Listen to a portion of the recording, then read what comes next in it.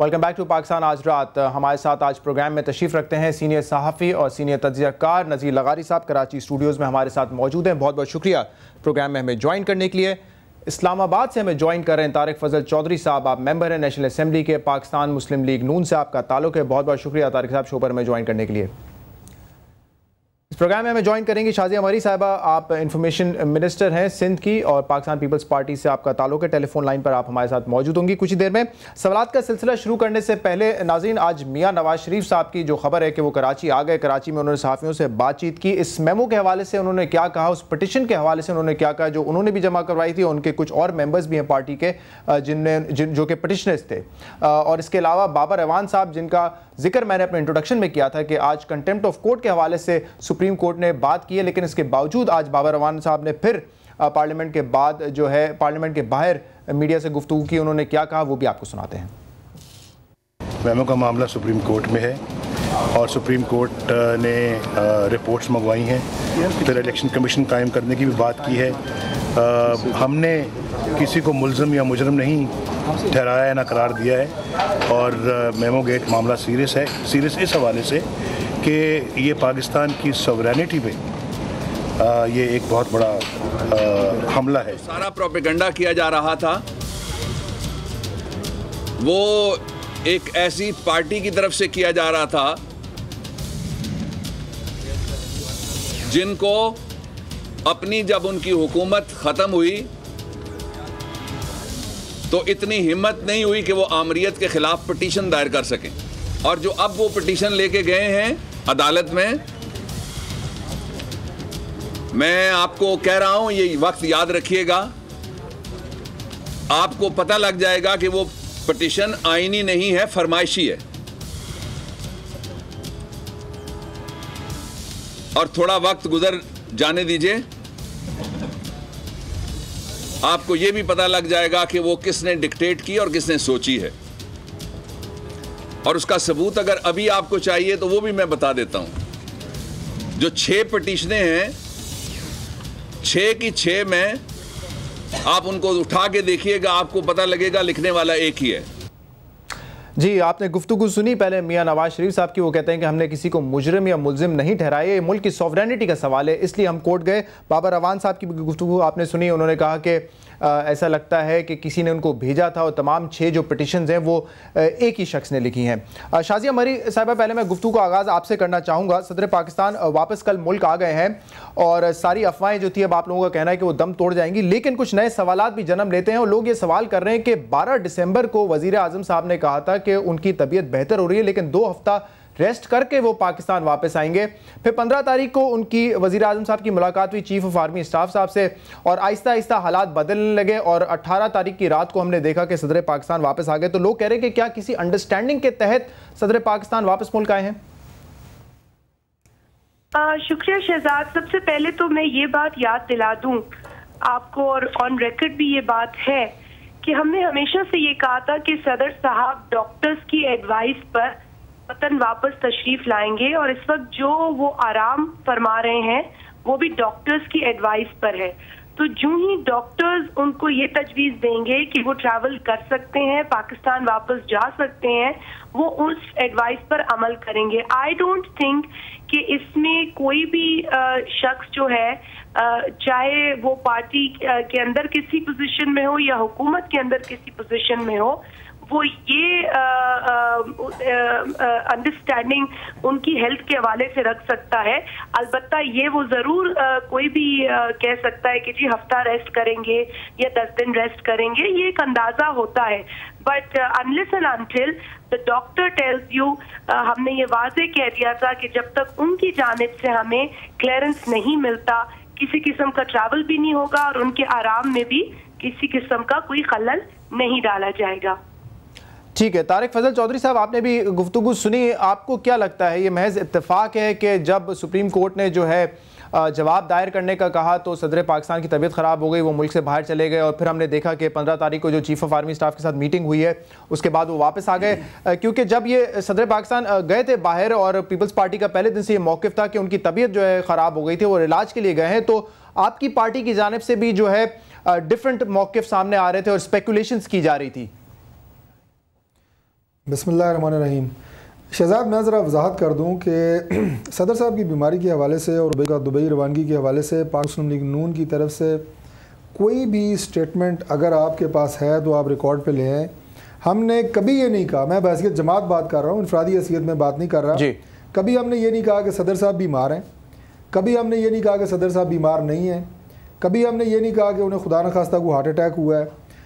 हाँ, हमने सिर्फ एक चीज़ ज़रूर कही है कि खुदा के लिए जो भी उनकी कंडीशन है वो मुल्क के सदर हैं, वो कौम के सामने रखी जाए, हक़ाइक़ जो हैं वो छुपाए ना जाएं।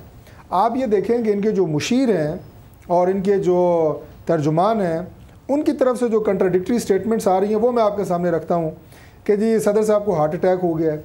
दूसरे उनके मुशीर कहते हैं जी कि अभी जो बाबर रवान साहब का आप दिखा रहे थे कि उनके जी दिमाग के ऊपर जनाब कोई असर हो गया है, फ़ौरन ही फिर उन्होंने उसकी कंट्राडिक्शन भी कर दी। कभी ये कहा गया जी कि उनको कोई दौरे पड़ रहे हैं। तो ये सारी चीज़ें मुस्लिम लीग नून की तरफ से नहीं थी। मियां नवाज शरीफ साहब उनकी सेहत के लिए उन्होंने कहा कि हम दुआ गो हैं। तारिक साहब, वो तो पुरानी बात हो गई है सेहत के लिए, लेकिन काफ़ी स्पेकुलेशन हो रही थी, हुकूमत के लिए दुआ नहीं की और ऑपोजिशन की जानिब से और मीडिया की जानिब से भी जो है काफ़ी स्पेकुलेशन की जा रही थी कि शायद वो कोई मुआहदा करके चले गए हैं, शायद वो इस्तीफा दे के चले गए हैं, शायद वो वापस नहीं आएंगे जब तक मेमो गेट का स्कैंडल जो है खत्म नहीं हो जाता। तो ये सारी स्पेकुलेशन डाई आउट हो गई आपके ख्याल में? क्योंकि इन स्पेकुलेशंस को हवा देने में ऑपोजिशन का भी एक बड़ा किरदार होता है ना।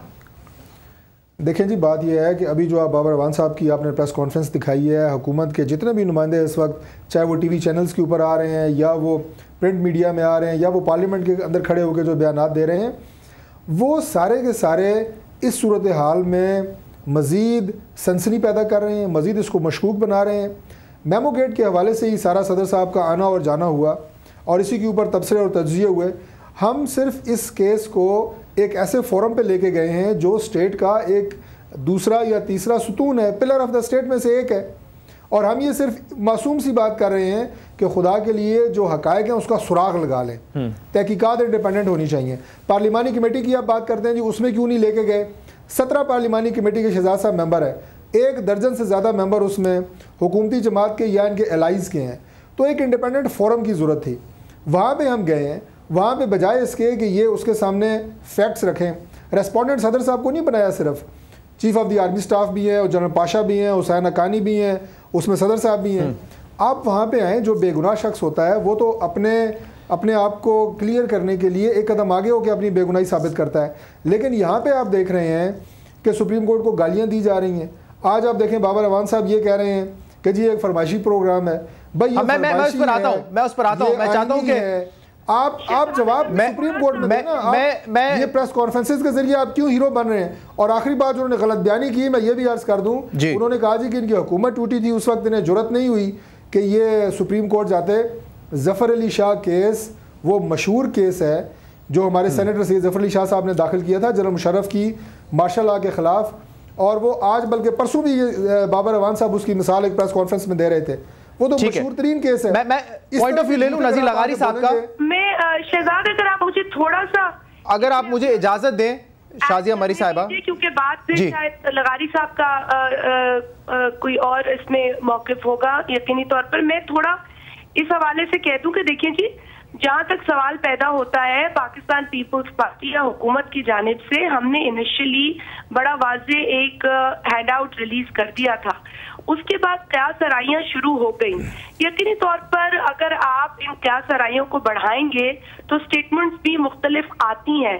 मैंने हमेशा खुद भी और मेरे उन सीनियर्स ने जो कि जिम्मेदार थे इस हवाले से, फरतुल्लाह बाबर साहब बिलखुसूस, वो ये हर वक्त कहते थे कि डॉक्टर्स की एडवाइस पर वो रेस्ट कर रहे हैं और डॉक्टर्स की एडवाइस पर ही वो वतन वापस। मेरे ख्याल से अब वो चैप्टर क्लोज हो चुका है। Let's move forward. एक चीज क्लियर देखें, 17 रुकनी पार्लियामेंट्री कमेटी को अगर आप ये कहकर रिजेक्ट करें कि उसमें 1 दर्जन कहाँ के लोग हैं या 2 दर्जन कहाँ के, I think this is a very strange way of putting it. देखिए, parliamentary committee comprising of both the houses is a very dignified forum, और मैं नहीं समझती कि जमहूरियत के सुप्रीम कोर्ट डिग्निफाइड नहीं है को इस तरह से। सुप्रीम कोर्ट एक पिलर ऑफ द स्टेट नहीं है, उस पर क्या एतराज है? तारिक साहब क्यों इस बहस में पढ़ते हैं आप लोग? आई डोंट थिंक कि तारिक साहब किसी कोर्ट के स्पोक्स पर्सन है।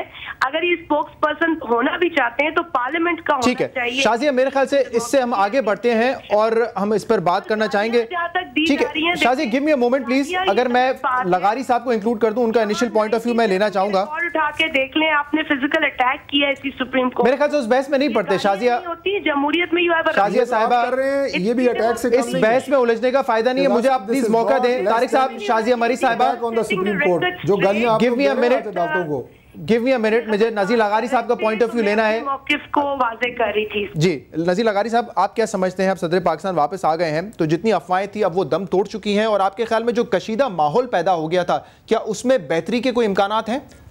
नहीं, बेहतरी की बात तो मैं अभी नहीं कहता, लेकिन पहली बात यह है कि सदर साहब के बारे में कहा जा रहा था कि जी वो अमेरिका चले जाएंगे और वो लंदन चले जाएंगे और वो वापस नहीं आएंगे और ये हो जाएगा और वो हो जाएगा, और पता नहीं उसके बाद तब्दीली की बातें हो रही थी, क्या बातें, ये सारा कुछ जो है ये नहीं रहा है। अब सदर साहब जो हैं वो वापस आ चुके हैं, के अंदर हैं, और उनको जो है वो डॉक्टर ट्रीटमेंट्स दे रहे हैं। यहाँ तक तो हो गया कि उनसे मुताल्लिक जो इशू है। बाकी ये कि अफवाहें दम तोड़ गई हैं या ये मामला दब गया है, तो मेरा ख्याल ये है कि धूल इतनी उड़ चुकी है और गर्द इतनी उड़ाई जा चुकी है कि ये मामला दबते दबते दबेगा अगर दबाया गया।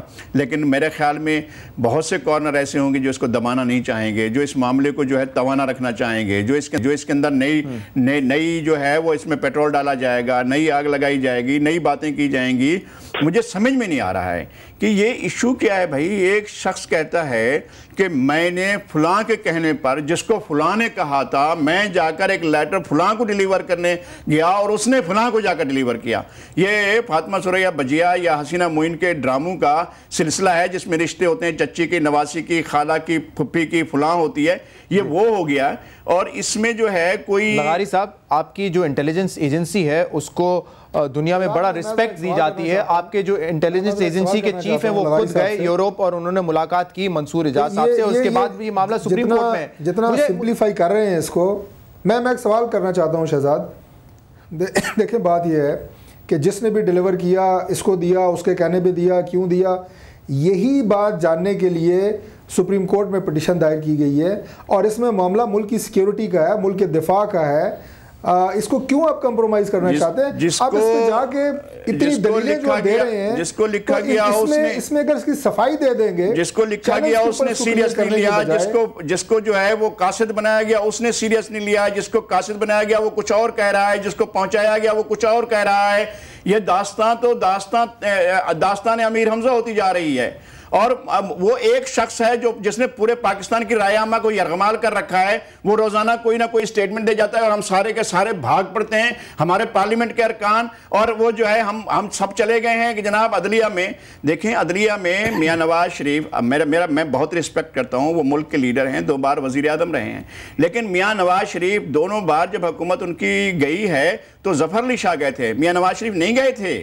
मियां नवाज शरीफ को जाना चाहिए था, बेनज़ीर भुट्टो गई थी और बेनज़ीर भुट्टो की तरफ से, और स्पीकर उनके नेशनल असेंबली के गए थे। नवाज शरीफ से मिलने की किसी को इजाजत नहीं थी। सर मैं अर्ज कर रहा हूं, पिटीशन के लिए इजाजत की बात नहीं होती। वकीलों से मिल रहे थे, वो सारे वकील उनको मिल रहे थे और उनके केसेस हो रहे थे। यहां हम उनके पास जाते थे और उनसे यहां कराची में मिलते थे जब उन पर जो ट्रायल हो रहा था, और हम उसको जस्टिफाई नहीं समझ रहे थे उस ट्रायल को। एक ब्रेक लेना है नजीर साहब। मैं इस ब्रेक के बाद फजल चौधरी साहब से और शाजिया मरी साहब से मजीद सवाल करेंगे। और इस पिटीशन के पीछे कौन है? अगर नवाज शरीफ साहब को और उनके साथियों को किसी ने भेजा है तो वो कौन है? इस पर भी हम बात करेंगे एक वक्त के बाद।